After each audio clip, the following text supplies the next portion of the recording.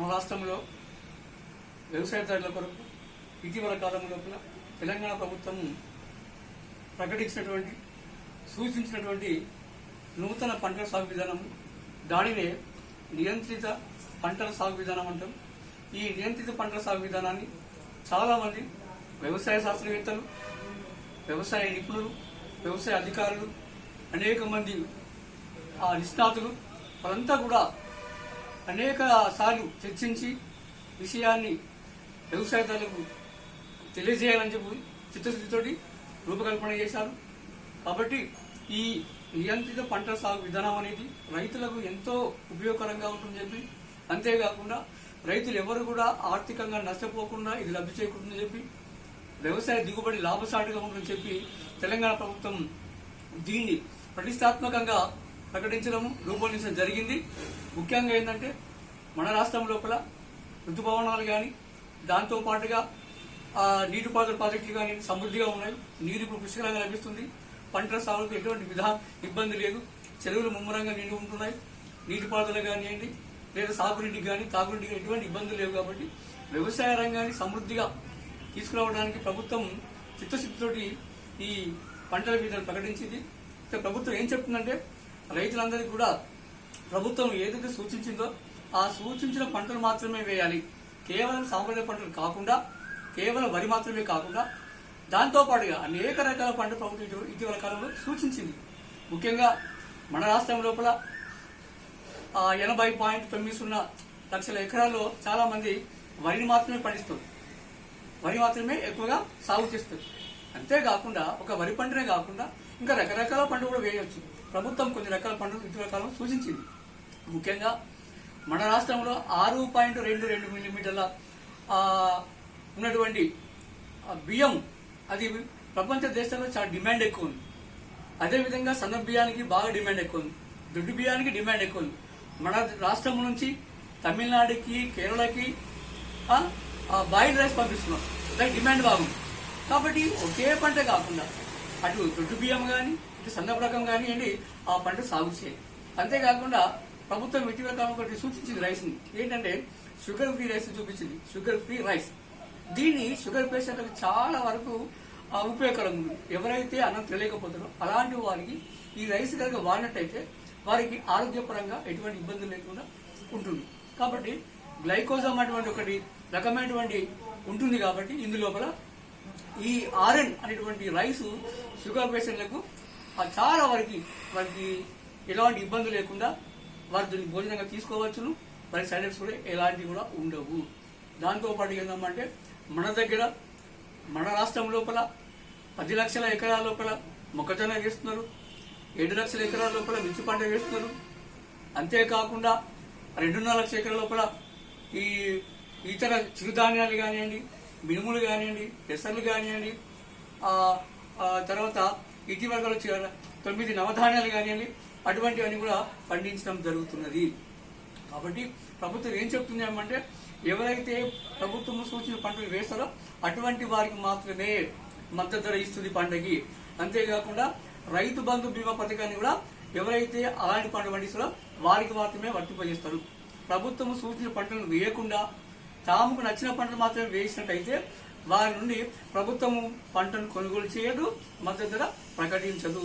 అంతేకాదు రైతులకు ఏంటంటే ఆ రైతు బంధు పథకం కూడా వర్తింపు చేయకూడదని చెప్పి సూచించారు.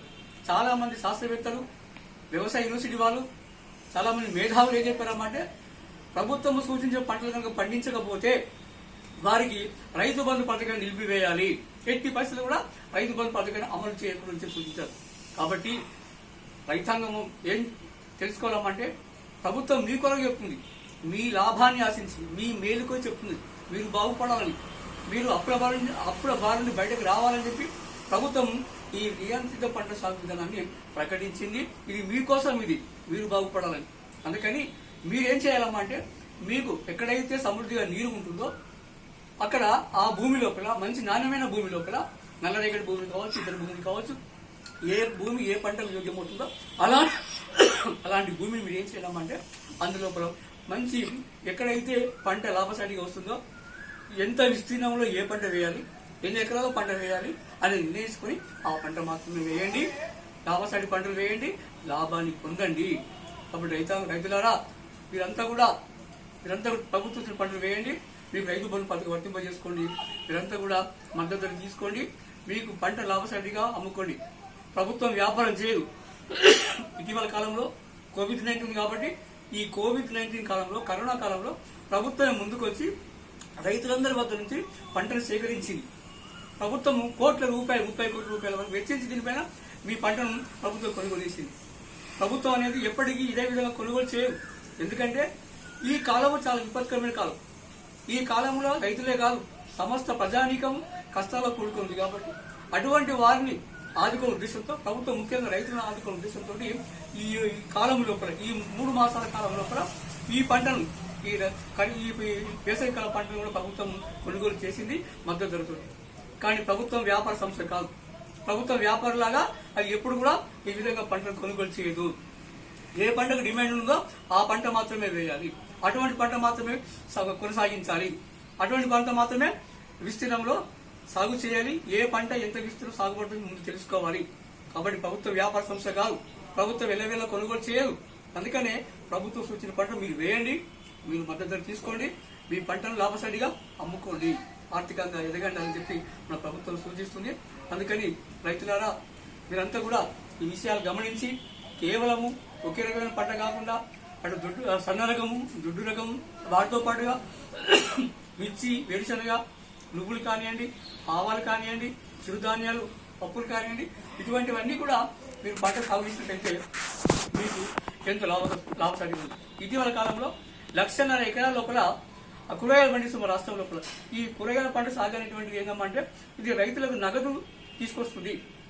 ఈ అందులోపల ఈ బెండకాయలు కానీ, వంకాయలు కానీ, కాకరకాయ కానీ, సొరకాయలు కానివ్వండి, ఆకుకూరలు కానీ ఇటువంటివి కనుక ఎక్కువ పండించినట్టయితే ఎప్పటికప్పుడు వాటిని మార్కెట్లో, స్థానిక మార్కెట్లో విక్రయించుకొని ఆర్థికంగా లాభం పొందవచ్చు. నిత్యావసర వాళ్ళకి ఆ డబ్బులు ఉపయోగించుకోవచ్చు.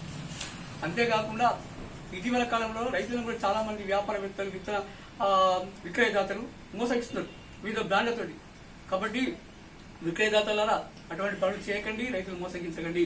మీ యొక్క వ్యాపార ప్రకటనతోటి రైతులు మోసగించకండి. రైతులకు నాణ్యమైన విత్తనాలు అందజేయండి, నాణ్యమైన ఎరువులు అందజేయండి, వారిని ఆదుకోండి. అంతేగాని వారి పంట రాకుండా వారిని నష్టపరచకండి, అటువంటి చర్య దుశ్చర్యలకు పాల్పడకండి అనేది ప్రభుత్వం చెబుతుంది.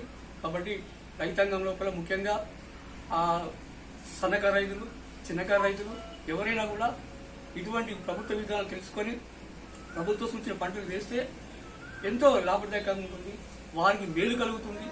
అదే ఉద్దేశంతో వ్యవసాయ యూనివర్సిటీ కూడా అనేక రకాల విత్తనాలు రూపొందించి సిద్ధం చేసింది. ఎందుకంటే ఋతుపవనాలు వచ్చేస్తున్నాయి, రేపు వెళ్ళిన ఋతుపవనాలు వచ్చేస్తున్నాయి, వాళ్ళ ఆగమనం మొదలైంది.